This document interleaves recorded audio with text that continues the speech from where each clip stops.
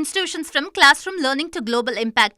Engineering education aligned with the global goals. இடதுசாரி மாணவ அமைப்புகள் நீட் எதிர்ப்பு, நீட் வினாத்தாள் கசிவு, கட்டண கொள்ளைகளுக்கு எதிராக தான் ஜனநாயக ரீதியாக போராடுகின்றன. குறிப்பாக இடதுசாரி மாணவ அமைப்புகளை மட்டும் குறிவைத்து அரசு இந்த சுற்றறிக்கை அனுப்பியிருப்பது அச்சத்தை ஏற்படுத்தியிருக்கிறது. மாண்புமிகு அமைச்சர் விளக்கமாக பதிலளித்திருக்கிறார். நன்றி. மாண்புமிகு உறுப்பினர் பால் மனோஜ் பாண்டியன் அவர்கள். மாண்புமிகு பேரவைத் தலைவர் அவர்களே, என்னுடைய ஆலங்குளம் தொகுதியில் உள்ள கடையம் பகுதியில் காட்டு யானைகள், கரடி மற்றும் காட்டுப்பன்றிகளால் மிகவும் பாதிப்பு ஏற்படுகின்றது. கரடி ஒன்று தாக்கியதில் ஒரு குடும்பத்தில் உள்ள ஒரு நபர் உயிரிழந்திருக்கிறார். அவருக்கு நிவாரணமும் காட்டுப்பன்றிகளுடைய விவசாயிகளை பாதிக்கின்றது குறித்து இந்த அவையில் ஒரு தனி விவாதத்தை நடத்த வேண்டும் என்று கேட்டுக்கொள்கிறேன். மாண்புமிகு பி கே சேகர் பாபு அவர்கள்.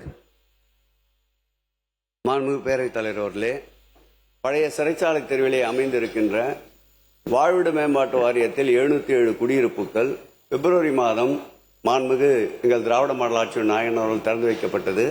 அது பராமரிப்பு தற்போது முற்றிலும் புறக்கணிக்கப்பட்டிருக்கின்றது. சுகாதாரத்துறை, மின்சார தடை, குப்பை அள்ளுவது, தானியங்கி இயங்குவது தடை செய்யப்பட்டு முற்றிலுமாக அந்த மக்கள் பெரிதும் பாதிப்புக்குள்ளாகி இருக்கிறார்கள். மாநகராட்சியை கேட்டால் பெருநகர வளர்ச்சி குழுமம் என்கிறார்கள். பெருநகர வளர்ச்சி குழுமத்தை கேட்டால் சென்னை மாநகராட்சி. கவன ஈர்ப்பு முழுக்க எழுதியிருக்கேன். ஒரே ஒரு அரசு நீங்க விளக்கம் சொல்றது அமைச்சர் பதில் சொல்லாத போது அது குற்றச்சாட்டாக மாறிவிடும்.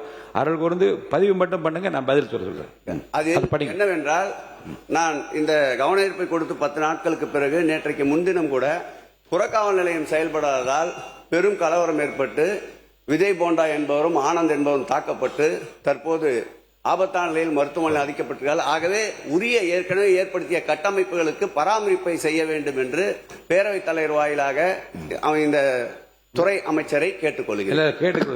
இந்த கவனத்தை ஈர்க்கிறேன். அவையின் கவனத்தை ஈர்க்கிறேன். மாண்புமிகு தொழில்துறை அமைச்சர் அவர்கள்.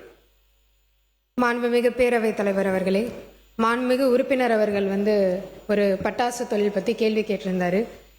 இந்த ஆய்வு 1/1/2026 13/7/2026 ஒரு கடந்த 6 மாத காலமாக நடந்துகிட்டு இருக்கு. இங்கே பட்டாசு தொழில் பார்த்தோன்னா 1000க்கும் மேற்பட்ட பட்டாசு தொழில் உற்பத்தி ஆலைகள் இருக்குது. இது நம்ம கவனத்துக்கு வந்த உடனேவே பார்த்தீங்கன்னா தொடர்ந்து ஒரு 4-5 ஆக்சிடென்ட் தொடர்ந்து நடைபெற்றுட்டே இருந்தது. அதனால தான் இந்த ஆய்வு நடத்தப்பட்டுச்சு. அப்படி நடத்தப்படும் போது 177 பட்டாசு ஆலைகள் விதிமீறல்கள் கண்டறிந்து அதை உடனடியாக ஆய்வுக்கு உட்படுத்தி, ஆனால் 13ஆம் தேதிக்கு முன்னாடியே அதெல்லாம் சரிப்படணும் அப்படின்னு சொல்லி அவங்க அந்த விதிமீறல்லாம் இருக்காது அப்படின்னு சொல்லி அந்த எல்லாத்தையும் மாற்றிட்டாங்க. மாற்றினக்கப்புறம் மாவட்ட நிர்வாகம் 49 இதை ரிலீஸ் பண்ணாங்க.